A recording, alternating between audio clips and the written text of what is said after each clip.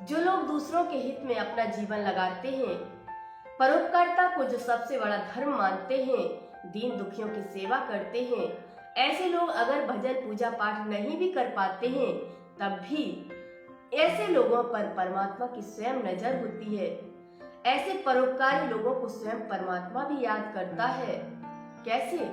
आइए आज हम एक कहानी से जानते हैं कि एक बार एक राज्य में एक राजा था और वो राजा बहुत ही बड़ा प्रजापालक था, प्रजा का हितैषी था।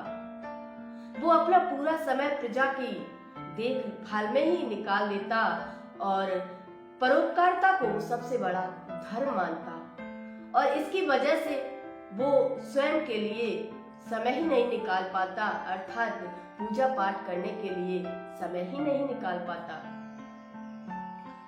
एक दिन राजा वन में जा रहा था तो वन में जाते हुए यकायक उसकी मुलाकात एक देव से होती है। देव के हाथ में लंबी चौड़ी पुस्तक देखकर के राजा हंसते हुए कहता है कि देव, ये आपके हाथ में इतनी लंबी चौड़ी पुस्तक किस बात की है? क्या है इस पुस्तक में? तो देव कहते हैं, राजन, इसमें उन लोगों के नाम हैं जो भगवान की भक्ति में पूरा दिन अपना गुजार देते हैं, पूरा दिन भजन ध्यान पूजा पाठ में ही रहते हैं। ऐसे लोगों का नाम इस लिस्ट में है। तो राजा कहता है कि देव देख लीजिएगा, हो सकता है कहीं मेरा भी नाम हो इसमें। तो जैसे ही देव उलटते पलटते पूरी पुस्तक को देखते हैं, लेकिन उसमें राजा का नाम नहीं होता है। तो वो देव थोड़ा सा चिंतित स्वर में बोलते हैं कि राजन, इसमें तो आपका नाम ही नहीं है। तो राजा जब देव को चिंतित अवस्था में देखता है तो कहता है कि हे देव, इसमें चिंता की कोई बात नहीं, हो सकता है नहीं हो मेरा नाम, क्योंकि मैं भजन पूजा पाठ में तो अपना समय दे ही नहीं पाता हूँ। तो इसमें गलती आपकी नहीं है, गलती हमारी है, क्योंकि मैं कभी भी पूजा पाठ कर ही नहीं पाता हूँ। इतना कहकर के राजा वापस अपने महल में आ जाता है, लेकिन राजा को भी कहीं न कहीं ग्लानि होती है इस बात की कि वो अपना समय पूजा पाठ में क्यों नहीं दे पा रहा है। और फिर भी राजा के मन में इतनी ग्लानि होने के बावजूद भी राजा सारी बातों को इग्नोर करते हुए फिर से उन्हीं काम काज में लग जाता है, परोपकारिता के कार्य करना फिर से शुरू कर देता है, दूसरों की सेवा में फिर से व्यस्त हो जाता है। एक दिन फिर से राजा वन में विचरण के लिए निकलता है तो उसकी भेंट पुनः उन्हीं देव से होती है और इस बार वो राजा देखता है कि उस देव के हाथ में एक छोटी सी पुस्तक है।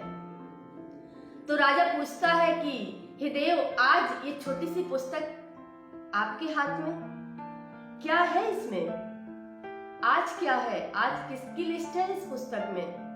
तो देव कहते हैं, राजन, आज इस पुस्तक में वो लिस्ट है जिनको परमात्मा स्वयं याद करते हैं। तो राजा निराश होकर के कहता है कि हमारा नाम तो कहीं इसमें होगा ही नहीं, देख लीजिएगा, हो सकता हमारे राज्य में किसी का नाम इस लिस्ट में हो जिन्हें परमात्मा याद करता हो। तो जैसे ही वो देव उस पुस्तक को उलटते पलटते हैं और फिर से पहले पेज पर आते हैं तो क्या देखते हैं कि फर्स्ट पेज पर फर्स्ट नेम उसी राजा का है। तो राजा आश्चर्यचकित हो जाता है और फिर देव से कहता है कि हे देव, मैं तो पूजा पाठ में अपना समय भी नहीं दे पाता हूँ, फिर भी भगवान मुझे याद करते हैं।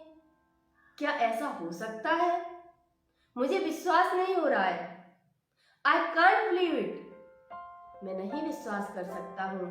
तो देव कहते हैं, राजन, जो सच्चे दिल से दूसरों के हित में कार्य करते हैं, दीन दुखियों की सेवा करते हैं, ऐसे लोगों को परमात्मा स्वयं देखता है, उन पर नजर रखता है और ऐसे लोगों को स्वयं परमात्मा याद करता है।